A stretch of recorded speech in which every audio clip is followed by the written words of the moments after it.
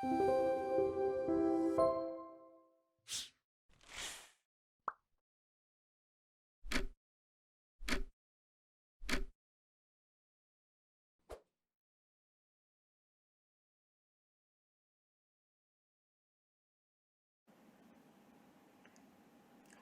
queridos alunos, tudo bem? Eu sou a professora Renata e estou aqui de volta para as nossas discussões sobre educação em direitos humanos. Na aula de hoje, a gente vai trabalhar especificamente o conceito de direitos humanos. A gente já vem apontando aqui o quão é difícil ter uma nomenclatura tão abrangente de direitos, já que o próprio Norberto Bobbio critica a noção de que direitos humanos seria um termo muito abrangente e muitas vezes tautológico, né? Porque ele se repete, já que os direitos já seriam humanos. Quando a gente pensa sobre essa história, um dos pontos principais que vai conseguir justificar, uma das teorias principais que vai conseguir justificar a importância de proteção dos direitos humanos está no pensamento de Kant. Kant dizia, a respeito da importância da proteção de direitos humanos, ele dizia que os direitos eram o fundamento da existência da humanidade. Para explicar de uma forma mais simples, ele dizia o seguinte: qual é o valor das coisas e das pessoas? Quando ele pensava nos bens, ele dizia que o valor dos bens era estabelecido pelo seu preço. Então, por exemplo, se eu quero saber quanto custa o meu carro, eu vou na internet, olho na tabela FIPE, com a especificação do meu carro e fico sabendo o preço do meu carro. Aquele é o valor dele. Agora, quanto que custa a vida de cada um de nós? Tem preço? Ele diz que não, e obviamente que não. Qual seria o valor das nossas vidas? Aí ele vai dizer, os bens materiais têm preço e o ser humano ele não tem preço, ele tem dignidade. Então ele vai estabelecer para a gente que o fundamento que estabelece a importância de proteção dos direitos humanos está no fato de ser necessário buscar aí a concretização da dignidade humana. Kant já dizia, né? O ser humano é um fim em si mesmo. Então, na sua percepção, todas as decisões de embates filosóficos, políticos, sociais, toda vez que havia um conflito entre direitos e entre diferentes perspectivas, ele percebia claramente que, se o ser humano fosse tratado como objeto, a resposta estava equivocada. Porque ele sempre tinha em mente que o ser humano nunca era um meio para nada. O ser humano era sempre um fim em si mesmo. Afinal de contas, os bens têm preço. O ser humano tem que ter a sua dignidade protegida. Professora, que bonito, entendi um pouco, mas e essa dignidade, né? Quando a gente pensa sobre a proteção do ser humano e a gente entende que o fundamento para a proteção dos direitos humanos seria necessariamente a proteção da dignidade humana, já que o fundamento da existência humana seria, e do valor humano seria justamente a sua dignidade, a gente parte para uma questão bastante complexa no direito e até mesmo na filosofia, que é o que seria essa dignidade da pessoa humana. Numa análise filosófica, a gente entenderia que a dignidade da pessoa humana seria o fundamento finalístico de existência da humanidade. Ou seja, o fundamento precípuo, objetivo, que diz que a humanidade tem que preservar a própria humanidade.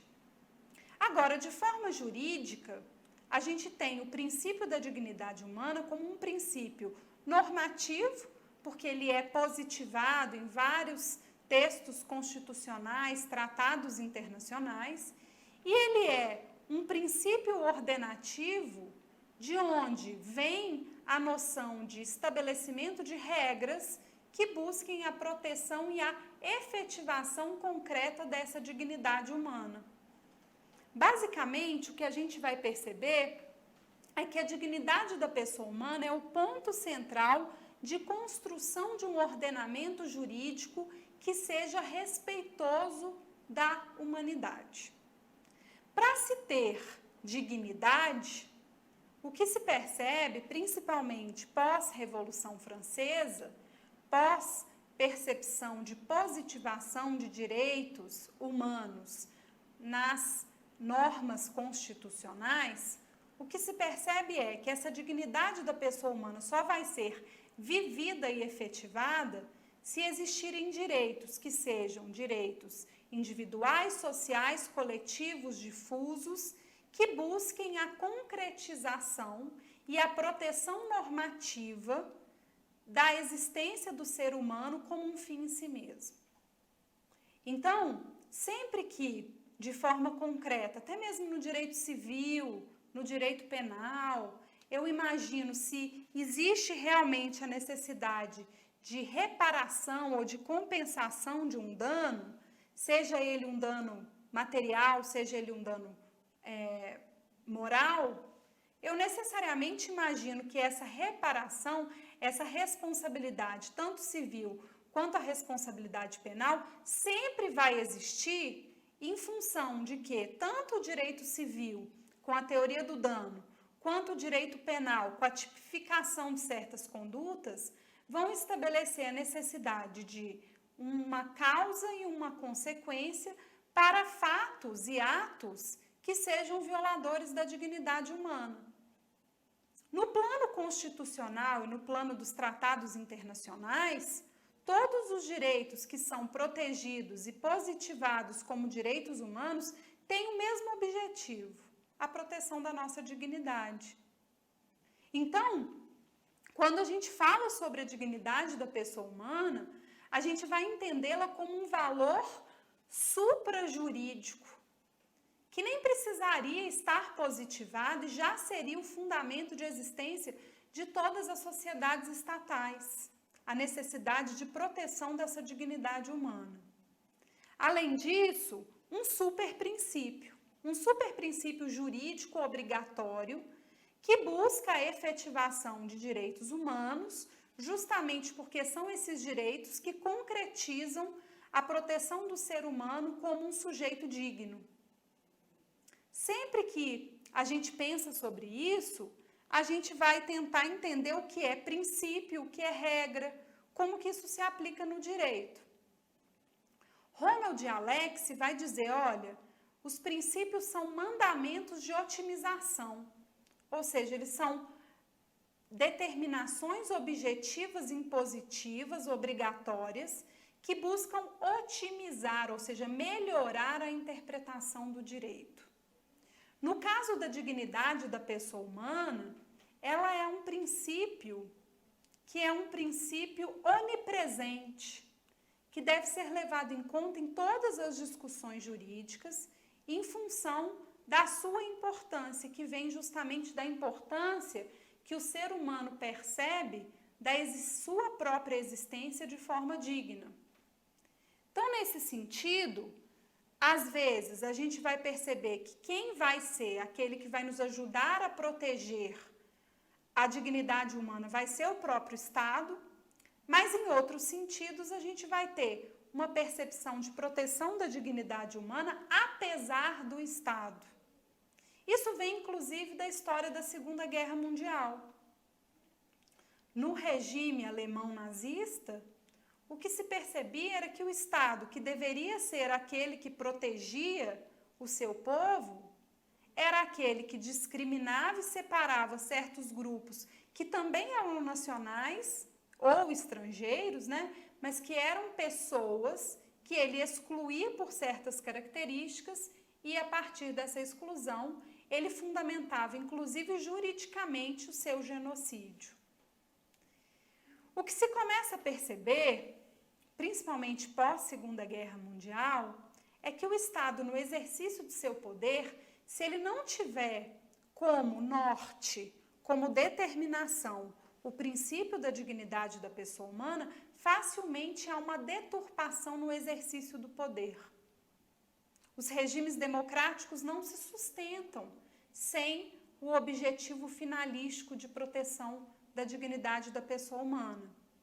O que se percebe, e o grande perigo que se percebe, é que aqueles que exercem poder, muitas vezes, ao estarem investidos de certos cargos, esquecem-se de que o poder que eles estão exercendo não são deles.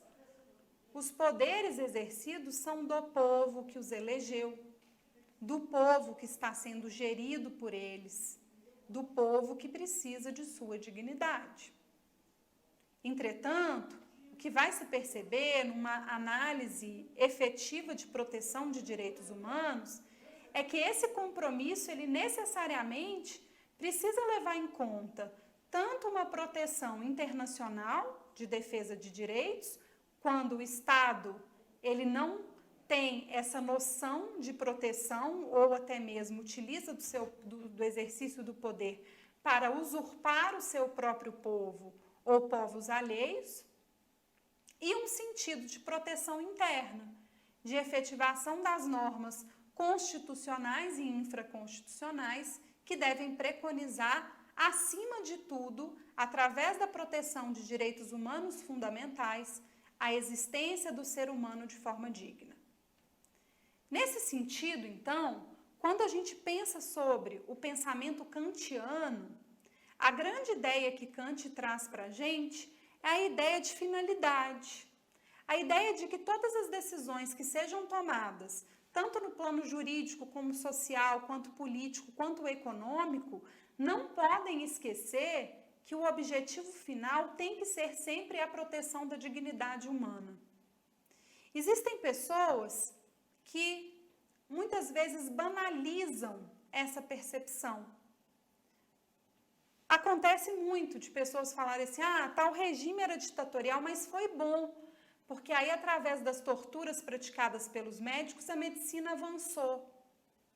Nada justifica a violação da dignidade humana. O objetivo é sempre a proteção da dignidade humana. Fazer experimentos, por mais que possa trazer benefícios futuros, como é em detrimento da proteção da dignidade humana, não há nada que possa se ganhar com isso. O grande problema que se percebe na atualidade é que a ideologia utilitarista, deturpada, faz com que muitas pessoas entendam que podem abrir mão da dignidade humana alheia, que geralmente não é a dele, que ele abre mão, né? Abrir mão da dignidade humana alheia, subjugando certos grupos em função de um objetivo final, que seja interessante para ele ou para o grupo, mas muitas vezes nem é interessante para a maioria, é interessante para um pequeno grupo que está no poder. Então, esse alerta kantiano ele é muito importante, porque ele vai dizer para a gente, olha, a ideia de finalidade é fundamental para qualquer discussão de direitos humanos. O fim é sempre a proteção da dignidade. Se o fim for algo que não seja a proteção da dignidade, tem que apitar um alerta na nossa análise, porque ali existe, então, consequentemente, violação de direitos humanos. Além disso, a ideia de autonomia. O que seria essa ideia de autonomia? A ideia de que a razão e a vontade humana, elas devem estabelecer parâmetros que sirvam para todos. Eu sou livre para estabelecer as minhas regras de convivência, aquilo que eu desejo.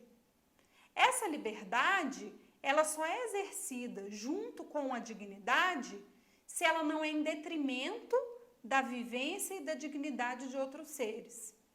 Então, Kant traz essa percepção, olha, somos seres livres, mas a grande análise ética, normativa que a gente precisa ter para perceber a importância de nós mesmos, da nossa própria dignidade como seres humanos, vem da percepção finalística de proteção do ser humano acima de qualquer outro objetivo.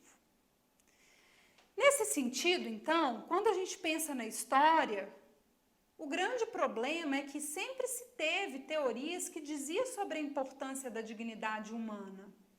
Só que a resposta à pergunta quem é humano, é que fazia com que certos grupos tivessem retirada a sua condição fundamental de ser humano para poder ser subjugado, escravizado, morto e violado de todas as formas possíveis. Nesse sentido, então, eu trouxe uma citação ali do Ingo Sarlé, que vai falar: temos por dignidade da pessoa humana a qualidade intrínseca e distintiva de cada ser humano, que o faz merecedor do mesmo respeito e consideração por parte do Estado e da comunidade, implicando neste sentido um complexo de direitos e deveres fundamentais que asseguram a pessoa tanto contra todo e qualquer ato de cunho degradante e desumano, como venha a lhe garantir as condições existenciais mínimas para uma vida saudável, além de propiciar e promover sua participação ativa e responsável nos destinos da própria existência e da vida em comunhão com os demais seres humanos. Essa definição do Ingo Sarlé a respeito da dignidade da pessoa humana nos faz perceber claramente como que a concretude dessa dignidade depende da efetivação e da proteção dos direitos humanos em todos os seus vieses. De um ponto de vista de liberdade, os direitos de liberdade sendo defendidos para a proteção da autonomia humana e das nossas escolhas livres, os direitos de igualdade, que vão estabelecer equilíbrios de igualação entre pessoas muito diferentes para evitar violações que aconteçam entre particulares ou até mesmo do Estado conosco. E, por fim, a importância de cidadania em direitos humanos, num sentido de que todas as regras jurídicas, elas devem preconizar a proteção da dignidade da pessoa humana e, além disso, todas elas devem ser frutos de uma discussão política livre realizada entre os seres humanos, que são sujeitos de direitos e que têm o direito, inclusive, de participarem das decisões políticas que organizam as suas relações sociais, as suas relações estatais e, inclusive, as suas relações jurídicas. Às vezes, a gente tem a impressão que o direito, como o direito ele tem normas produzidas por órgãos eletivos, e a gente muitas vezes percebe que aqueles que elegemos não nos representam efetivamente, a nossa impressão muitas vezes é que o direito vem de cima para baixo, né? Vem da ordem cogente, obrigatória, e não vem necessariamente do nosso sentimento político cidadão de necessidade de efetivação daquela norma. Num plano de análise de democracia representativa, há um equívoco quando a gente analisa o direito e o percebe sem ser algo que realmente represente as nossas discussões políticas. Porque faz parte a noção de que o direito precisa vir de discussões políticas nas quais eu sinta que eu sou devidamente representado ou que efetivamente eu pude participar da discussão. E além disso, existe um problema sério que está entre o dissenso do que está previsto na norma como direito e do que nós realmente conseguimos reivindicar e concretizar como direito.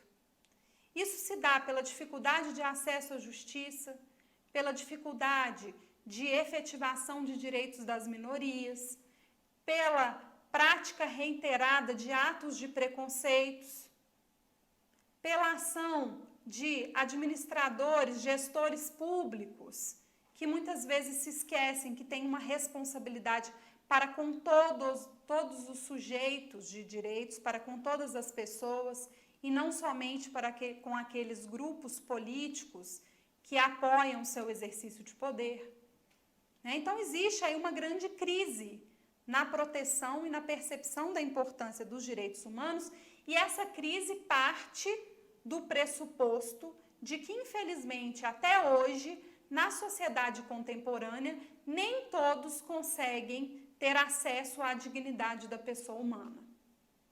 E ainda tem um agravante. Existem ainda grupos detentores de poder que reivindicam somente para si essa dignidade, subjugando as outras pessoas. Nesse sentido, quando a gente fala sobre essas discussões, vem então um conceito de direitos humanos que é colocado pela ONU. A ONU vai dizer, olha, os direitos humanos são comumente compreendidos como aqueles direitos inerentes ao ser humano. E aí ela parte de uma noção quase como se fosse uma característica per si colocada ao ser humano. Muitos vão comparar com uma análise voltada para uma proteção de direitos naturais, que não dependeria de uma positivação para se dizer que aqueles direitos são daquele grupo, né? Então, seriam direitos inerentes à condição humana. Não necessariamente a ONU adota essa postura naturalista, justnaturalista, mas ela traz essa concepção de que os direitos humanos fazem parte da natureza humana justamente para reafirmar que mesmo que os estados não se comprometam com a proteção desses direitos, esses direitos se sobrepõem como jus cogens, como normas obrigatórias internacionais que podem ser exigidas de serem cumpridas, mesmo que o Estado soberano não as deseje cumprir. Porque a soberania dos estados não está acima da proteção dos direitos humanos, que se sobrepõe a esse exercício dessa soberania. Além disso, vai dizer, o conceito de direitos humanos reconhece que cada ser humano pode desfrutar de seus direitos humanos. Olha que bonito isso. Não adianta estabelecer de forma positiva que os direitos humanos existem e são de todos.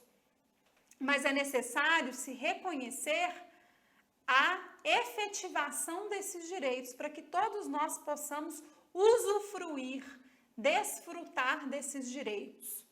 Sem distinção, olha, sem preconceito, sem distinção de raça, cor, sexo, língua, religião, opinião política ou de qualquer outro tipo, origem social ou nacional, ou condição de nascimento ou riqueza. Bem abrangente, né, professora? Tem que ser, né, gente? Porque o ser humano sempre consegue encontrar uma outra forma para poder violar o ser humano. Infelizmente. Então, essa percepção, esse conceito, ele é muito abrangente, porque ele precisa ser, porque a proteção dos direitos humanos, ela não tem uma característica específica única, e porque, necessariamente, quando a gente pensa sobre essa proteção, é importante que seja atribuída a todas as pessoas.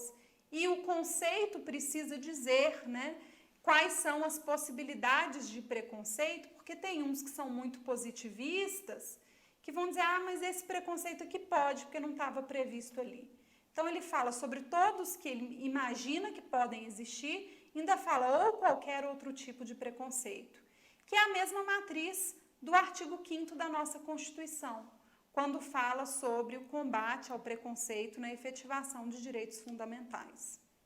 Nesse sentido, a gente tem um embate aí nessa análise, que é o conflito entre o direito natural, que estabeleceria per si a proteção dos direitos humanos como algo fundamental da nossa existência, e, por outro lado, a noção de uma proteção, de uma análise histórica desses direitos. Qual que está certa, professora? Olha, as duas são importantes.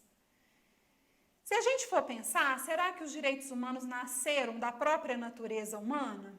Evidentemente que não, né? Mas essa percepção filosófica e essa postura política de que os direitos humanos estão presentes na própria existência humana, buscam efetivar a proteção dos direitos humanos para todos, de forma universal e muitas vezes apesar dos estados. Então, isso é muito importante.